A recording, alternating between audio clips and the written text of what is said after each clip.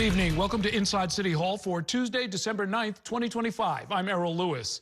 Bruce Blakeman, the Nassau County executive, has entered the race for governor with the message that he released today saying that he's been a good boss for that populous county and would be an even better boss than Governor Kathy Hochul.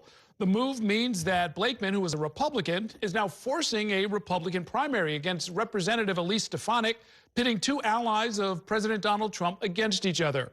Our State House reporter Bernadette Hogan joins me now with tonight's top story. Good evening, Bern. Good evening, Errol. And now just the way that the electoral calendar is running, Bruce Blakeman actually won't even need to give up his seat as Nassau County executive if he is unsuccessful in this venture. Therefore, this is a free run for him. He's able to build up his name ID and make his case to New Yorkers.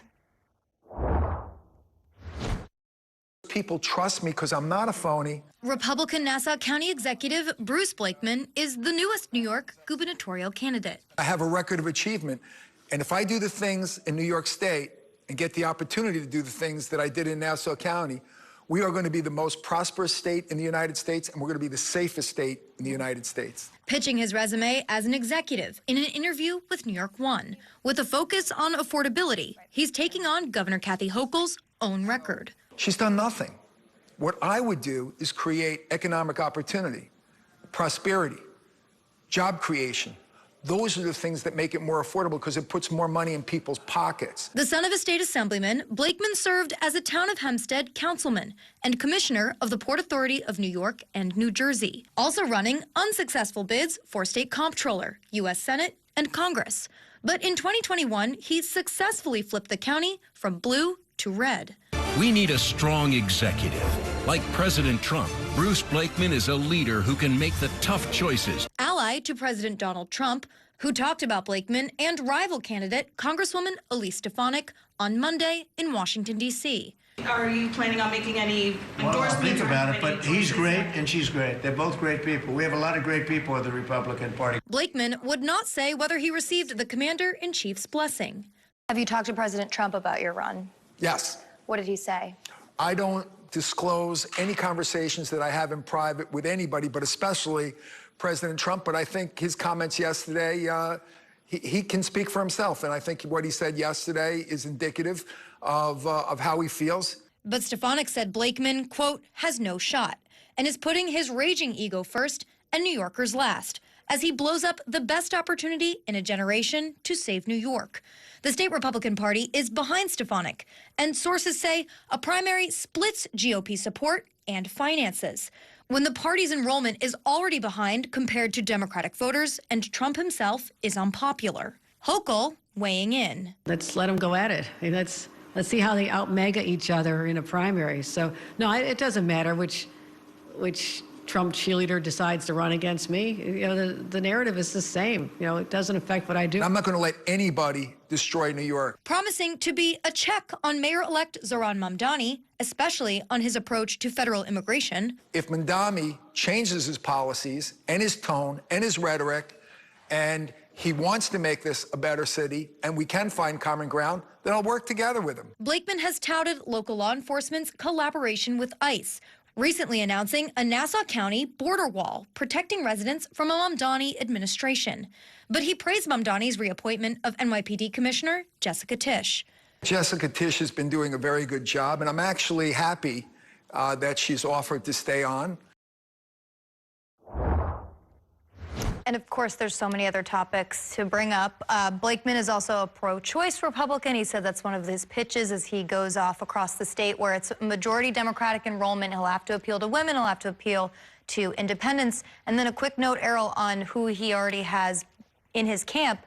The Nassau County Republican chairman, Joseph Cairo, put out a statement saying Bruce Blakeman is the best shot that New York Republicans have to taking on Hochul, which puts a split in the party already, especially considering Stefanik, as she goes through, will have to get support on Long Island. Yeah, whoever is going to do it is going to have to put together a lot of different counties, and Nassau, of course, is one of the biggest. We've been talking politics, but Governor Hochul, a key member of her government team, is changing jobs in a way that really makes news today. Yes, Catherine Garcia, right now, who has been in Hochul's cabinet for I mean, ever since she first came into a full term, she's the head of state operations. She's now going to be the head of Port Authority, replacing Rick Cotton. That appointment was made earlier today. And Jackie Bray, the head of Homeland Security for the state, will be taking over Garcia's role. So we'll see. We'll continue to follow that development. Very good. Thanks very much, Bernadette. Turning now to the City Hall transition, Mayor-elect Zohran Mamdani kept his focus on the city's housing crisis today, meeting separately with real estate leaders and with homeless advocates to talk about solutions, while continuing to face questions about his plans to end police sweeps of homeless encampments. Our Bobby Kuza now joins me with the details. Good evening, Bobby. Good evening, Errol. And I have to say, I was a little surprised that this encampment story turned into a multi-day news story. I mean, I think it would have been bigger news if Mamdani said he was going to continue the sweeps of homeless encampments, but I think it really struck a nerve because there are some people who worry that Mamdani's policies will invite disorder, will invite increased crime, but he has doubled down. He says the solution is not more policing, it's more housing. Mayor-elect Zohran Mamdani has been focused on the issue of housing, and by extension, those without homes. Hundreds of thousands of New Yorkers are just one rent hike, one medical emergency, one layoff from joining the ranks of the homeless in our city, which have swelled to the greatest numbers since the Great Depression. On Tuesday, Mamdani spoke to reporters after meeting with business and real estate leaders about the housing crisis, another signal that he's willing to work with the so-called establishment. He said he solicited input on the roadblocks faced by developers and on how city government can do better. I ensured that my door to their feedback, their concerns, and to identifying areas of collaboration will always remain open. Later, Mamdani met with homeless advocates to talk about those hit hardest by the housing crisis. Mamdani has faced criticism since saying last week that he'd end police sweeps of homeless encampments, a signature policy of Mayor Adams, who says leaving New Yorkers to sleep in the streets is inhumane. There is no question that these are not conditions that we are standing in right now that any New Yorker should be living in. The question, however, is whether we will be satisfied by just shuttling those New Yorkers to another equally cold place in our city, or whether we want to connect them to housing. Mamdani's opposition to homeless sweeps has raised quality of life concerns and drew a direct rebuke from Adams, who put out this video on Friday. It's not just misguided, it's shameful. But the city's data show that those removed from encampments rarely end up in housing. Mamdani said he hopes to fill to permanent housing in an entire year. That cannot be a policy we continue. We have to create a policy that actually puts these New Yorkers in a place that is warm, not a place that is just as cold. And this issue of homeless encampments is certainly not a new one. Going back to the de Blasio administration, we saw encampments. This was a controversy. We saw them in Tompkins Square Park in the East Village. And de Blasio came under some criticism, but he did carry out these sweeps. At one point, he said, we're not going to tolerate disorder. So for Mamdani to say he's going to stop these sweeps, I think is a real departure from the policy that we've seen for the last several years. Is the current mayor, is Eric Adams suggesting that we continue to move people around but not find them permanent housing? Not even one? I don't know, how the Adams administration has addressed this question of where people are going, right? Are they being put in housing? It may be that some of them are accepting shelter but then not staying in shelter for very long. But yes, there's a difference of opinion here on how effective the Adams policy has been, other than to clear these areas where homeless people have congregated. Okay, thanks very much, Bobby.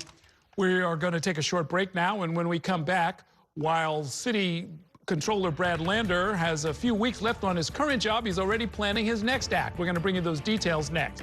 Then I'll be speaking with Brooklyn Borough President Antonio Reynoso, who also has his sights set on Washington, D.C. He's the first candidate to enter the race to succeed longtime member of Congress, Nydia Velázquez. And then later, we'll turn to the debate over short-term rentals in our city when I'm joined by a special panel. Stay with us.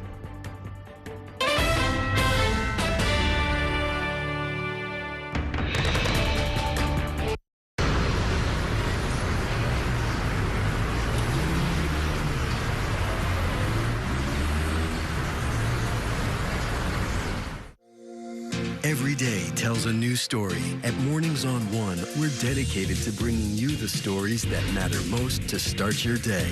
With in-depth coverage of the day's news. I'm Pat Kernan. Here are the stories we're following. And weather updates every 10 minutes. Tomorrow, some morning sunshine possible. Clouds take over.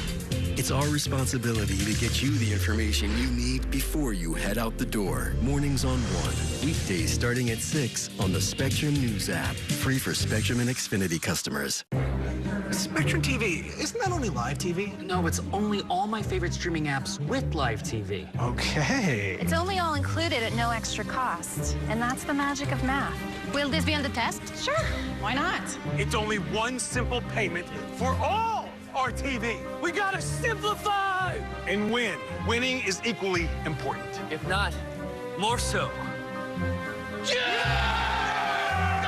Only Spectrum TV, fixed TV. I'm Sandra, this is Jorge, and we were adopted in 2019. I remember when they first came to us, Michael was already a teenager. The whole cliche of, they're so lucky to have you guys, and it's the other way around. They have changed our family for the better. They chose to love us. They didn't have to. They chose us. Family. Learn about adopting a teen from foster care. You can't imagine the reward. Visit adoptuskids.org. And that's a look at some of what's in the papers this morning. You've done with the sports section.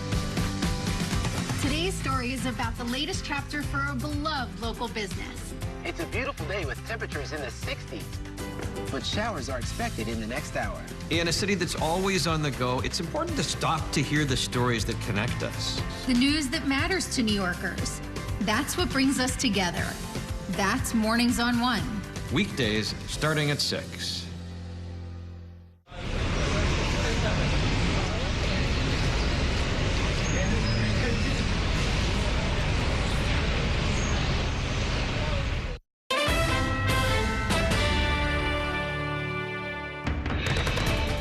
Welcome back to Inside City Hall. The sources have confirmed to New York One that City Controller Brad Lander is expected to announce a campaign for Congress as early as tomorrow.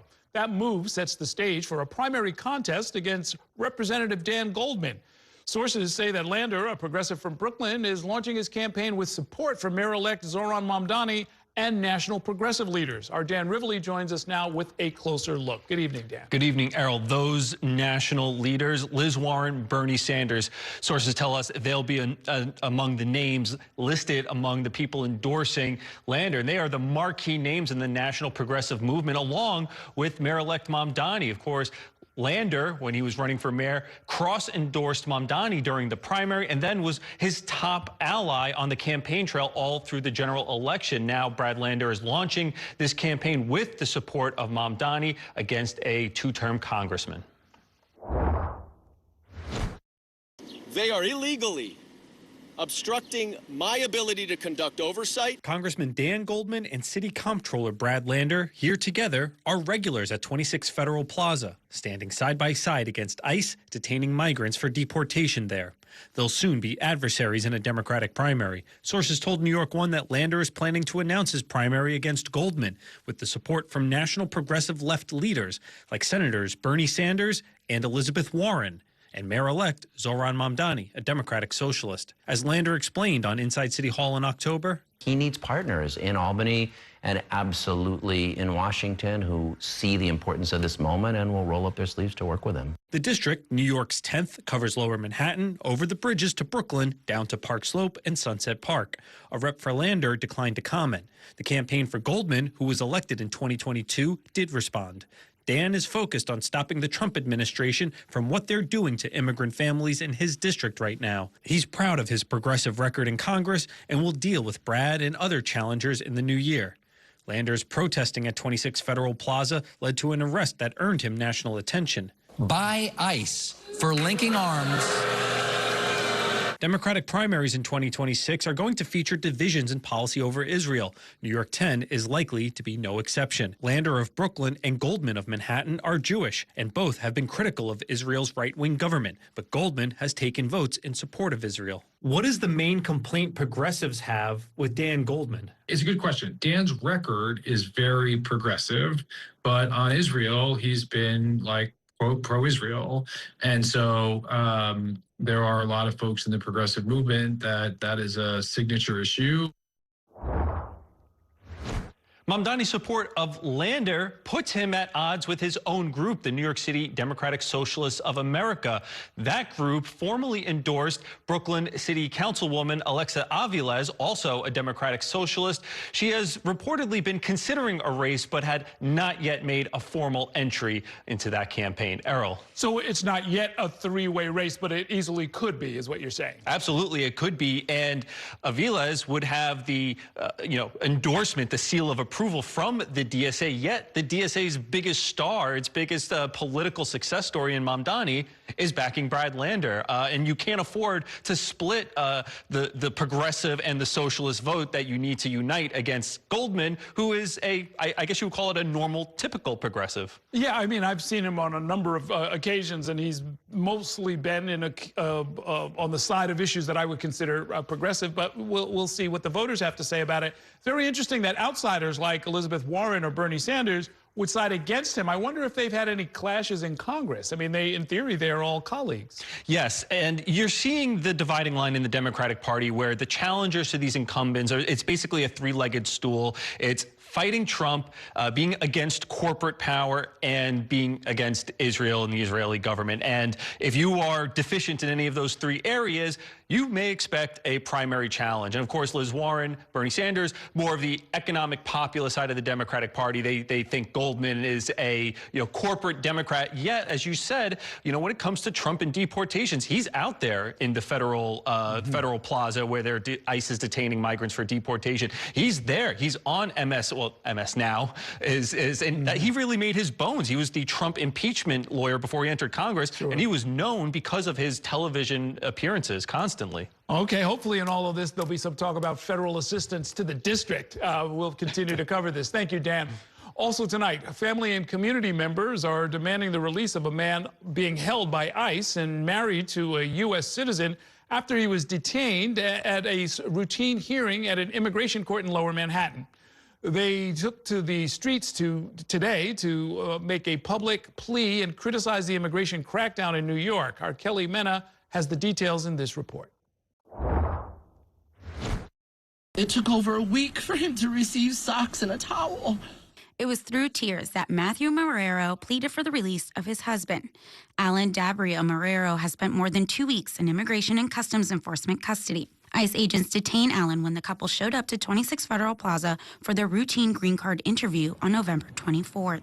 The interview was a crucial step in Alan's journey towards citizenship after marrying Matthew in 2023 and taking his name.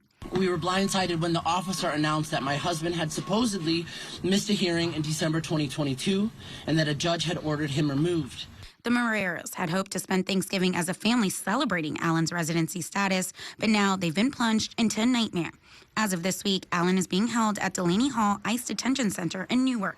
New York One has reached out to ICE and has not heard back. I mean, last night he told me the food had mold on it, and then his medication is being mishandled. We're asking an immigration judge to rescind his removal order because he simply didn't know that he had a hearing. Alexandra Rizzio, who is representing Alan and is a lawyer with Make the Road New York, has made a motion to reopen the case, triggering a stay on the removal order. Rizzio said the case is still pending. An immigration judge will quickly rule on the motion so that he can get released, get his green card, and come home to his husband. Others rallying for Alan's release included City Councilman Harvey Epstein, Congressman Dan Goldman, and Public Advocate Jumaane Williams. None of this is about violent crime or about safety. No. I need you to understand the Fourth Reich when you see it. Yeah. I need you to understand authoritarianism when you see it. As Matthew fights for his husband's release, he had this message for President Trump and ICE. Stop. We are all human, and this country was built on the backs of immigrants. So everybody's coming here with a dream, and some people are coming from terrible situations. Give them the chance to do the right thing. Kelly Mena, New York One. It is time for a break. Coming up, it has been 1 year since Robert Brooks died in state custody after being beaten by correction officers. New York One spoke with Brooks' son, who is calling on Governor Hochul to sign a package of bills aimed at preventing similar violence against inmates. We'll bring you that report in 2 minutes. Stay with us.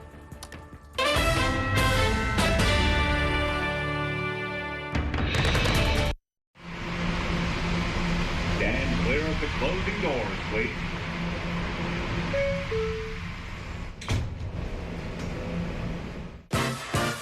There's nothing quite like the feeling of going to the theater. Onstage celebrates that excitement every week by taking you behind the scenes with the latest news and in-depth interviews of the hottest shows on and off Broadway. So grab a seat, because this is a show you won't want to miss. Join us every Saturday and Sunday at 7:30 p.m. for Onstage. Onstage is presented by your Tri-State Cadillac dealers. Discover which Cadillac is right for you and elevate your journey. It's only a hike. It's only made possible by Spectrum Business connecting healthcare providers of all sizes. Like hospitals relying on the Spectrum Fiber broadband network with industry-leading reliability. Practices keeping patient data safe with advanced security. Pharmacies accessing records in the cloud without fail. It's tailored connectivity solutions built for life-changing moments. It's only a hike. It's only everything. Spectrum Business. Mom was always organized, but she started forgetting to pay her bills on time. And she'd buy the same gifts over and over. Telling the girls about my Alzheimer's diagnosis was really hard. At first, we had our cries, but then we were like, okay, let's make a plan. Early detection gave us time to adapt together. It's so important for you to think about what you can do and making the most of what you have. If you or your family are noticing changes, it could be Alzheimer's. Talk about seeing a doctor together. From my time growing up in Queens watching New York 1 to my time reporting here, I've seen how quickly a story can change. At News All Day, we bring you the news as it's happening, from around the boroughs to local government to your neighborhood, because our city never stops moving. Hi, I'm Shannon Ferry with the day's developing stories. But first, stay up to date and informed with News All Day, weekdays from noon to 4.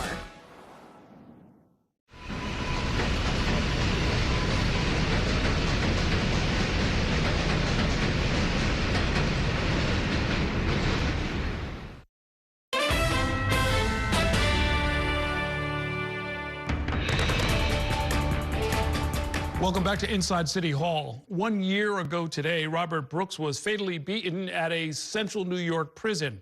While his death prompted some safety changes in state prisons, there's a call for further reform. It's spearheaded by the son of Robert Brooks. Our Ayanna Harry spoke with him exclusively today and joins us now with more. Good evening, Ayanna. Good evening, Errol. For so many New Yorkers, it was difficult to watch that video showing the final moments of the life of Robert Brooks. But his son felt it was so important for the public to see that footage. And while Robert Brooks Jr. says he's seen some accountability, he's now calling on the governor to take action. Me and my dad, we had a best friend relationship. It's now been a year since that father-son bond was shattered. Robert Brooks Jr. still vividly remembers learning his father would never come home from prison. My grandmother called me and told me to get to her house as soon as I can.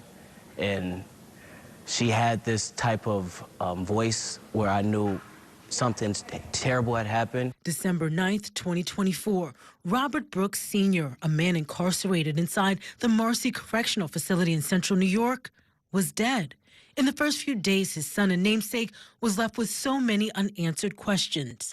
Then he learned there was video. I was the first person to watch it. Body cameras worn by prison guards recorded the brutal abuse. Officers dragging, stomping, punching, even using a boot to beat Brooks as he laid bloody and restrained. I wanted to hide it. Spoke to God about it. I spoke to my family members about it. And we felt that was the best thing, was to let the world see it. In his father's death, the son found a new mission as statewide protests unfolded. Brooks Jr. began publicly calling for the guards involved in his father's fatal beating to be prosecuted. 10 guards were indicted. 6 pleaded guilty to charges ranging from tampering with evidence to first-degree manslaughter. And earlier this year, 3 prison officers went to trial. In October, 2 were acquitted. 1 was found guilty of murder. During the court process, during the whole process, I felt like I was being strong for everyone else. And 1 year later, Brooks Jr. is also fighting for change across New York State. After the prison deaths of Robert Brooks, and Messiah Nantui, the state legislature passed a prison omnibus package aimed at making prisons safer, from expanded surveillance camera systems to requiring the timely disclosure of video footage after a death in custody. Governor Kathy Hochul has not signed the measures into law. We want the governor to sign the bill. While the governor said in a statement Tuesday Robert Brooks should still be alive today, Hochul also made clear she believes common sense changes need to be made to the current legislation currently sitting on her desk. This is a compromise.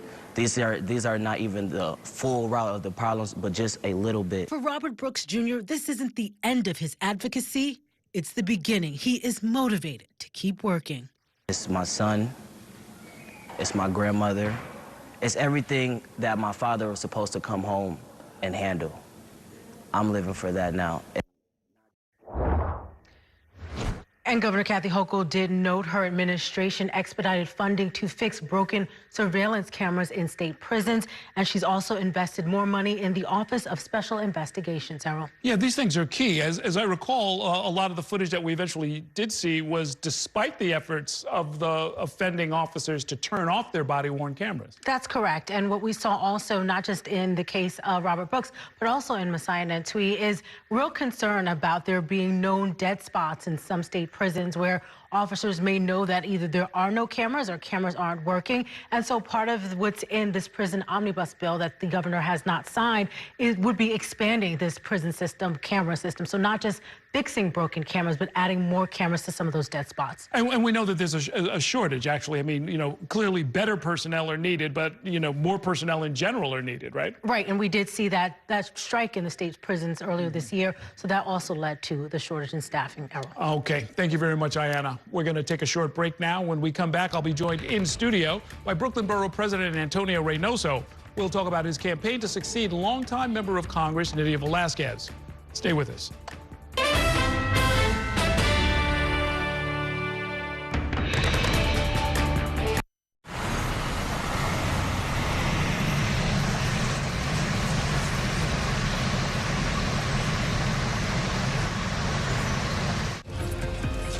My time at New York One has shown me that in the city that never sleeps, the news never stops. So as the day winds down, turn to the rush hour. Good afternoon, I'm Monica Burke. To catch up on the stories that matter across the 5 boroughs, with in-depth interviews from the city's newsmakers, plus the latest forecast. Catching you up with today, preparing you for tomorrow. Right here on the Rush Hour. Weekdays from 4 to 7 p.m. It's only a slice. It's only made possible by Spectrum, connecting businesses of all sizes, like small businesses, instantly serving up orders and inventory on the Spectrum Fiber broadband network. And factories, seamlessly connecting to farmers in the field with tailored solutions that always deliver. It's only a slice. It's only everything. Get your business free fiber-powered internet forever. Call to find out how. I'm Chris Jakovic. I served in the United States Air Force, and I deployed 3 times.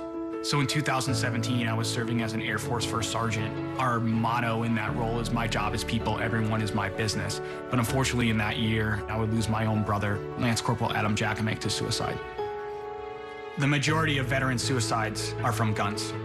I store my weapons securely, not only for myself, but for my family. My service never stops. At Spectrum Noticias, we recognize that our New York City community is vibrant and diverse. Spectrum Noticias delivers balanced coverage of the stories that matter in our communities and across the country. Our journalists are based in the neighborhoods we cover, ensuring you get in-depth reporting on what's happening in the places we call home.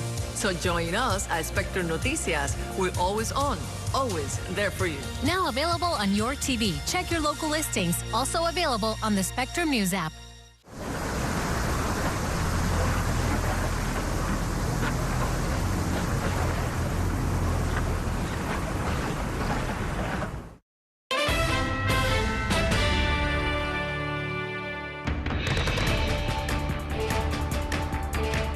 So many young people are hungry for change and have a clear-eye view of the problems and how to fix them.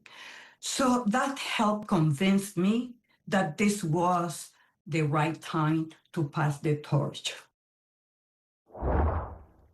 Welcome back to Inside City Hall. That was longtime Congresswoman Nydia Velázquez on this program last month, talking about her decision to retire ahead of next year's midterm elections.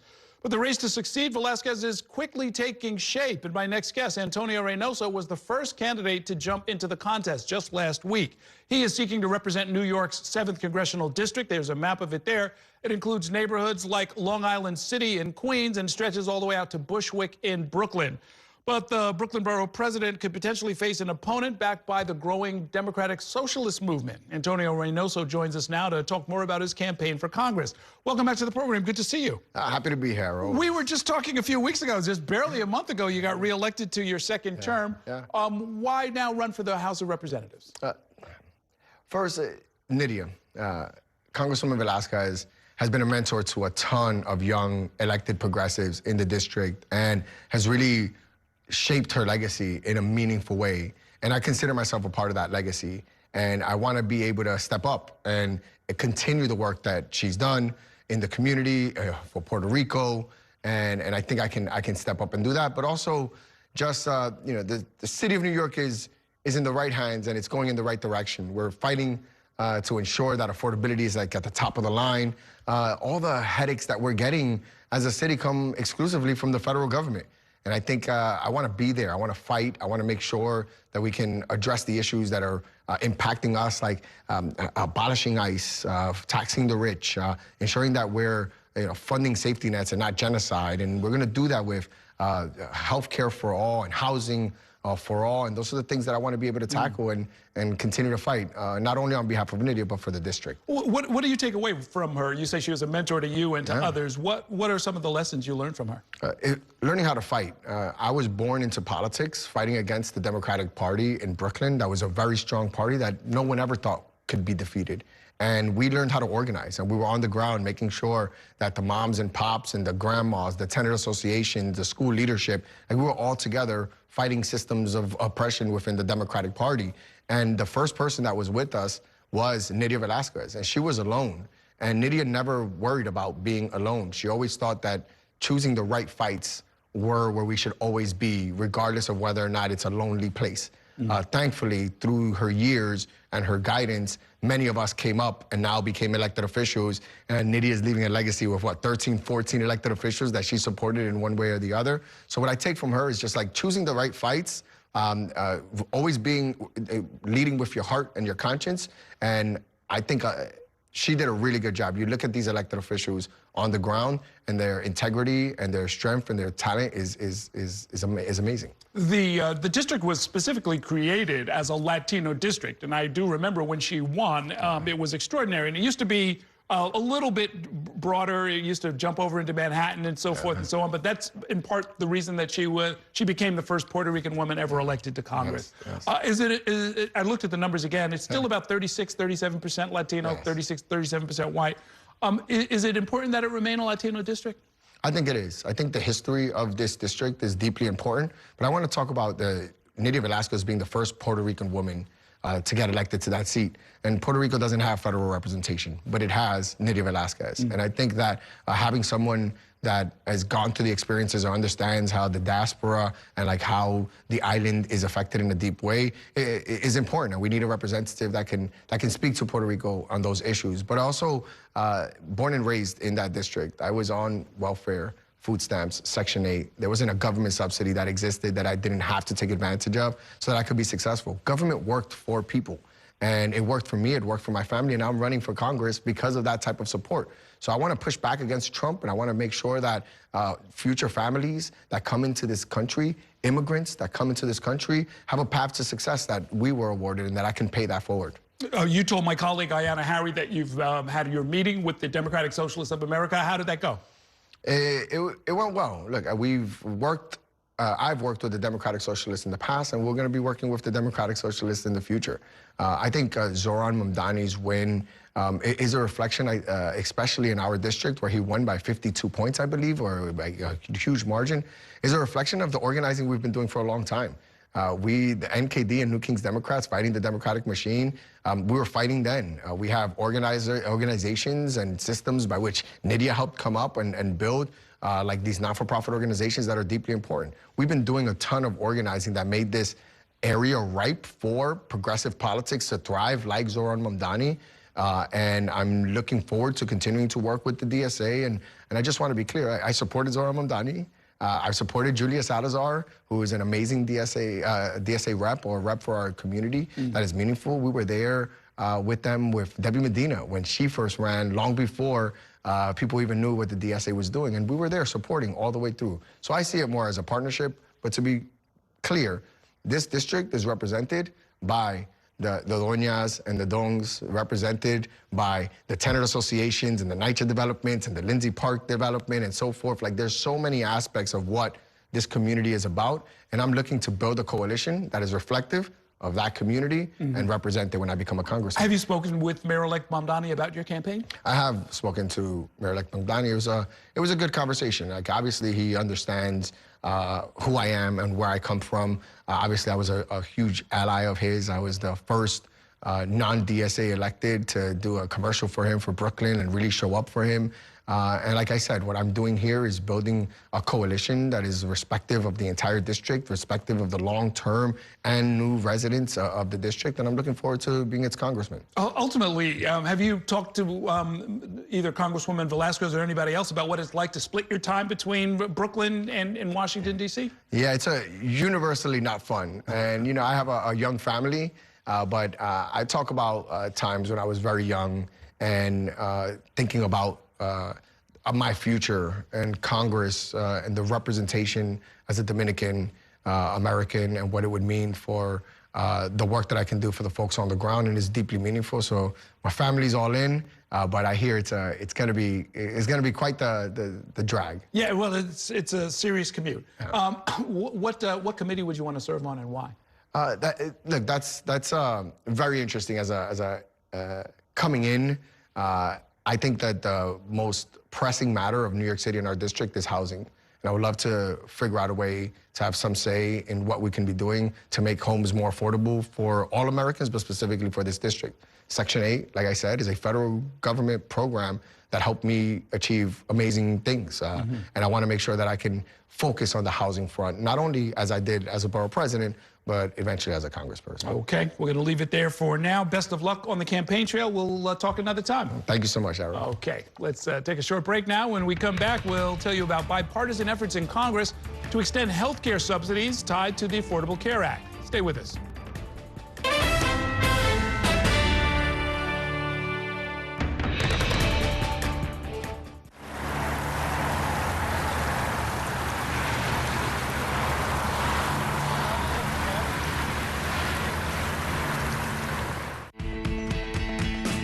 In Focus with Cheryl Wills, a weekly show discussing decisions and potential solutions for issues making an impact in your community and your city.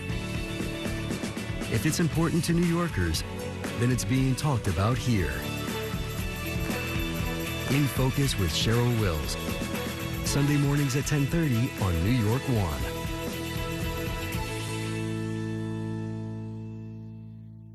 Your entertainment the way you want it. With Spectrum TV, all these streaming apps are included at no extra cost. So you can watch anything. Movies, series, sports, reality, news. Here's a look at today's top stories. Exclusive originals. We await your orders. And even more of your favorites with live TV. Stream across your devices and enjoy anywhere. See you later. Get it all with Spectrum TV. I'm an ex-drug dealer, and I'll be your sub today.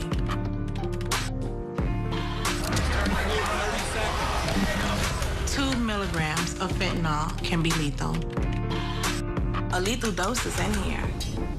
Who gets it, I won't know. It's cheap, it's potent, and it's profitable. The sad reality is fentanyl is being mixed into everything now. More kitchen now. My father was a New York City firefighter. My mission, like his, is to serve New Yorkers in a city that doesn't stop when the sun goes down. Being with New York One since the beginning, I'm now honored to join you even earlier each weeknight. Starting at 8 with New York Tonight, we'll explore the latest news developments, followed by New York One at 10 to wrap up your day. So join me each weeknight starting at 8 right here on New York One.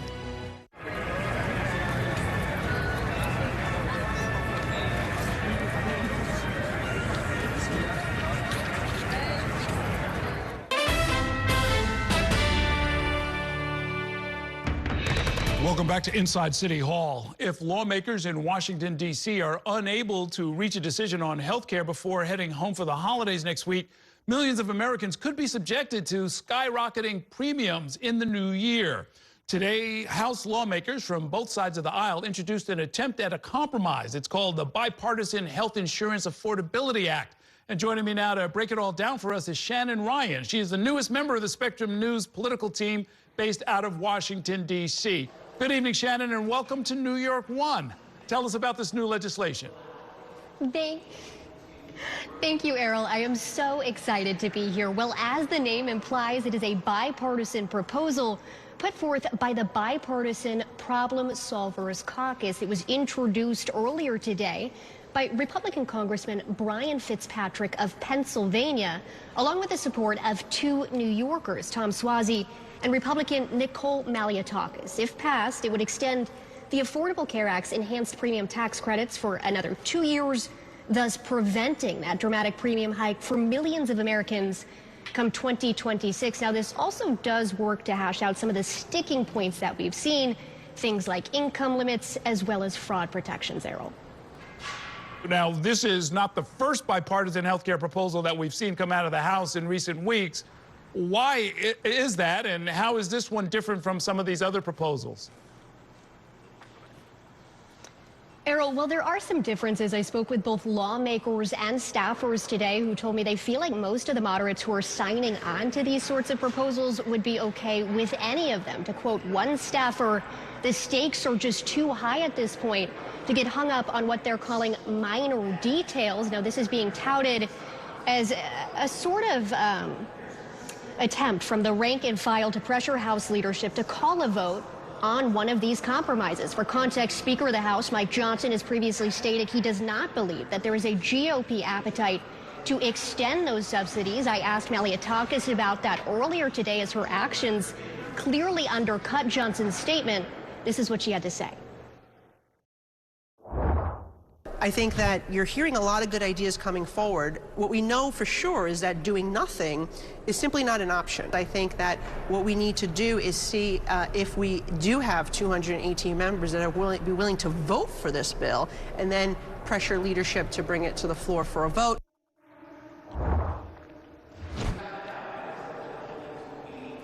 Now, if House leadership doesn't come around to a vote, I'm told that this bipartisan coalition is looking at potentially using a discharge petition to force one. However, Malliotakis tells me that that is unlikely, calling it the, quote, nuclear option. Now, as for House Democrats, they've also got their own discharge petition. It would force a vote to extend the ACA enhanced subsidies for 3 years. But that is a clean extension, meaning there wouldn't be any changes, no compromises. At this time, every House Democrat, but not a single Republican has signed on. And keep in mind, 4 GOP signatures are required for this to work. Now, despite that, today House Minority Leader Hakeem Jeffries said that he is sticking with that plan for a 3-year extension. There's one discharge petition that I'm committed to at the moment, and that's the 3-year extension of the Affordable Care Act tax credits. I haven't had an opportunity to review the legislation being put forth by Representative Fitzpatrick and Representative Golden. Of course, I'll take a look at it to see if there's anything meaningful there as it relates to a path to getting something done. Now, Malliotakis tells me that that bipartisan coalition is also seeking the White House's support for that legislation they unveiled earlier today, Errol. Yeah, Shannon, that was going to be my next question, is the White House is really calling a lot of the shots for the Republican conference. Do we know whether or not any of this is of interest to them? So Maliatakis said that there have been discussions. When I pressed her on that, she said, she sort of laughed actually, and she said, look, it's a bit too early. We just rolled this out today, but we have had discussions regarding other bipartisan proposals. We know that the White House also stepped up with their own. So she said she knows that they are invested in a solution. And for that reason, right now, she feels confident that they may get on board. But again, too early to say for certain, Errol. All right. Thank you very much, Shannon Ryan.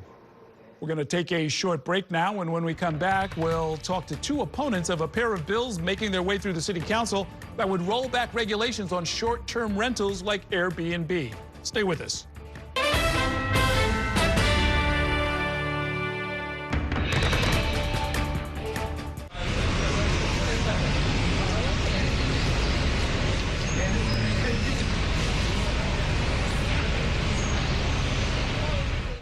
We have so many ways to stay connected. A single touch can bring us closer to the families we love, the friends we know, and the city we share. And Spectrum helps us keep connected throughout the day, every day. Including more ways to watch New York One as a Spectrum Internet customer. Watch Spectrum News New York One on the Spectrum News app, available on all your favorite devices. There's an international travel plan with Spectrum that was an additional $10 a month, as opposed to paying a ridiculous amount per day for roaming fees. This literally felt like my old phone carrier was reaching their hand into my wallet and just helping themselves to some of my cash. I like having no surprises when it comes to my cell phone bill. And with Spectrum, that's been the case. So it's saved me a ton of money. Real customers, real savings. To see how much you can save, visit spectrum.com/save.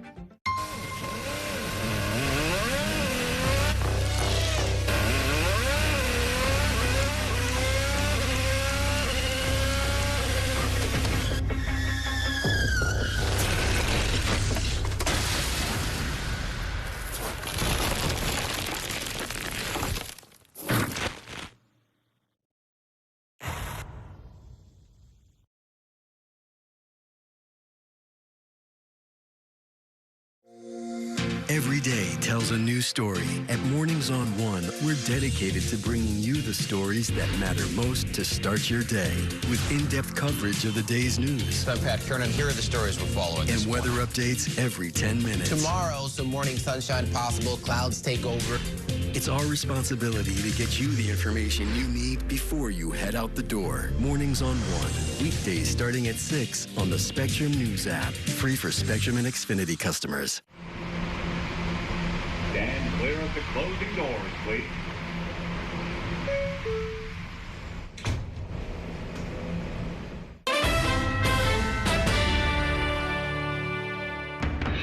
Welcome back to Inside City Hall. Last month, the City Council held a hearing on two bills that would roll back some of the regulations currently in place that limit short-term rentals in New York City. The proposed bills that are backed by the rental platform Airbnb would increase the number of guests that are allowed and no longer require the rental host to be present during the guest's stay. But hotel unions have come out against the bills, and they released this ad. I'm only one of 40,000 hotel workers that will be hurt. Let's be honest about who wins with Intro 948. Airbnb makes billions. Hosts get scraps. Union hotel workers lose their livelihoods. And working families pay the price.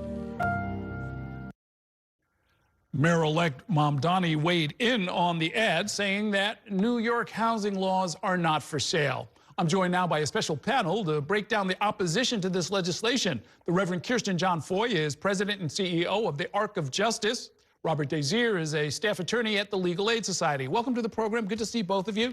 Now, last time you and I talked about this, right here in this studio, you were in favor of supporting Airbnb hosts because many families need it as a way to supplement their income. What has changed about that? So when we first started this debate, it was the wild, wild west. There was no regulatory regime. There were no structures. There were no rules to protect homeowners, to protect renters, to protect tourists who were coming in.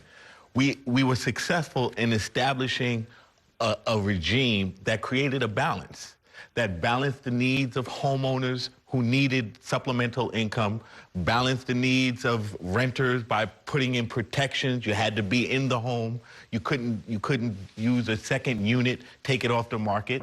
And so we created a balance that we think helped for a burgeoning home sharing industry to thrive in New York. And what Airbnb is now seeking to do is deregulate, is to take all the rules that we fought so hard to establish and upset the balance, thereby causing upward pressures on rental incomes, increasing property values, disrupting the balance that we so carefully fought to create. And from your point of view, Councilor, what are the changes, the proposed changes that would do the most damage?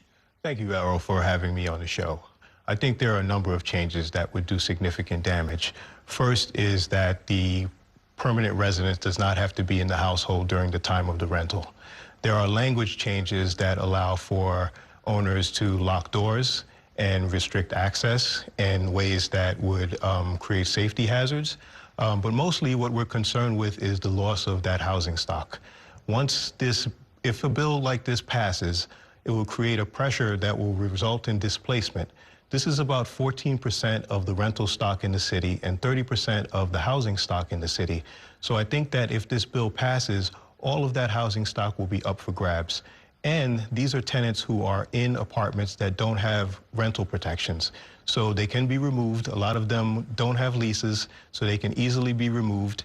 And we're going to have a situation where neighborhoods are cleared out of people who are real New Yorkers, people who work throughout the city and who make the city what it is, and we're going to have hotels in different neighborhoods. So we're very concerned about that. Taking a step back, the whole meaning of private property is, on some level, you get to do with it what you want. And I'm thinking of vacation havens like Martha's Vineyard, like Nantucket, like out in the Hamptons, where people rent out their homes, and they don't stay there. They rent out the whole home, and they go away for a month. They go back to the Caribbean or take some vacation or something like that, and they're able to earn from their property at the same time. This kind of takes away that ability, doesn't it? Well, Errol, there is a housing shortage that's really significant. And the way this city has legislated and set policy for a very long time has been to preserve housing for New Yorkers that are here. This is not Palm Beach. This is New York City. We're in a housing shortage. So I think it's very important that we continue along those lines and continue to create opportunities for people to live and thrive in the city. You are part of the National Action Network led by the Reverend Al Sharpton. He's actually come out in support of 948A, one of the two pieces of legislation we're discussing. He said it would deliver economic justice for Black and brown communities. Help me sort of put those together. Is this something where reasonable minds can just disagree? I think it's important to focus on where we do agree. We do agree that homeowners need relief in this city. We do agree that there's an affordability crisis that is disproportionately affecting Black and brown homeowners. We do agree that home sharing, if properly done, can be a remedy and can provide some relief. Where our disagreement lies is not with National Action Network, Reverend Sharpton or Reverend Richardson or any of the others who have put themselves out there in pursuit of social justice. It's with Airbnb and their specific tactics with respect to this legislation. What this legislation does is it disrupts the very delicate balance that we all fought to establish. And it gives those homeowners who are home sharing now an advantage over potential future homeowners. It increases property values at an exponential rate, which then spills over into rental costs. And so what we're talking about is displacing, as has been said, is about displacing New Yorkers who rent in favor of people who are tourists in our city, asking renters in New York City to compete with tourists for beds and baths. And that's where the disagreement is. Okay. We all agree that their home ownership should allow for the privileges that come with it all across the country. You should be able to do with your home, within reason, what you will with it, but not at the cost of tens of thousands, hundreds of thousands of renters and families. You wrote in an op-ed in the New York Daily News saying that, among other things, the proposed bills would change the definition of family in the law. What did you mean by that? Well, it would change the definition of family to include, well, we would have an increase in the number of people that can occupy a unit. And then with the ability to restrict access to who is in the unit, that would create a situation where a common household includes a number of people and people who don't have to live in the unit exclusively. So there's another change to the language which says that a two-family dwelling or a one-family dwelling is one where the permanent occupant lives there primarily and not exclusively. We don't know what primarily means. We do have an idea what it means because after local law passed, there was litigation by the short-term rental platforms where they wanted to challenge and say that they should be able to, the primary resident should be able to leave the apartment at least 182 days a year. So with that, the court pointed to the language that said that is exclusively for residence purposes, and their arguments were discredited. So now they have returned and they're seeking a tweak in the language that allowed them to do what they want to do, which is like create a situation where no one has to be in the residence for... They can leave for you know, half the year and so forth. And that creates an administrative nightmare for the city. The city has been aggressively enforcing against home sharers. Imagine if you remove the regulation that you have to be present. How then is the city to enforce any of its codes, security, safety codes, housing codes, building codes, if you don't have to be present at any given time? I looked at the number of sponsors, and you know, you can never predict these things, but there were like 9 co-sponsors on one, I think 7 on the other. How realistic is it that this would even pass? Is it going to definitely get a vote before the end of the year, do you think? Well, we're hoping it doesn't get a vote before the end of the year, but there are some powerful arguments and powerful forces on both sides of this argument. So, let's have a robust debate, but let's have it next year. Okay, fair enough. Well, thank you for bringing us your side of the debate. We have aired this issue a couple of times now. Thanks so much for coming by, and that is going to do it for tonight's show. Thanks for watching, and have a great evening. We'll see you next time inside City Hall.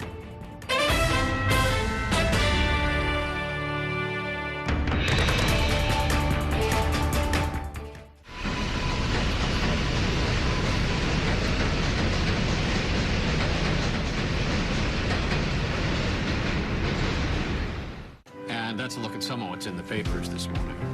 You've done with the sports section. Today's story is about the latest chapter for a beloved local business. It's a beautiful day with temperatures in the 60s, but showers are expected in the next hour. In a city that's always on the go, it's important to stop to hear the stories that connect us. The news that matters to New Yorkers. That's what brings us together. That's Mornings on One. Weekdays starting at 6. Your entertainment the way you want it. With Spectrum TV, all these streaming apps are included at no extra cost. So you can watch anything. Hey, brother. Be careful. Movies. I've got this condition where I don't feel pain. You're a superhero. No. Series. There was another murder in the building. Sports.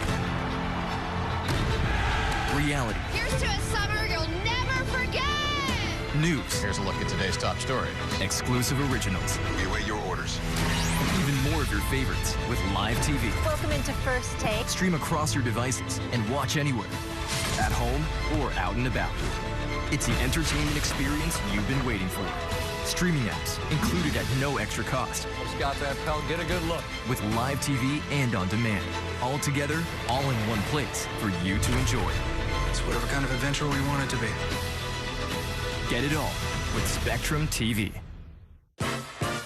There's nothing quite like the feeling of going to the theater. Onstage celebrates that excitement every week by taking you behind the scenes with the latest news and in-depth interviews of the hottest shows on and off Broadway. So grab a seat, because this is a show you won't want to miss. Join us every Saturday and Sunday at 7:30 p.m. for Onstage. On Stage.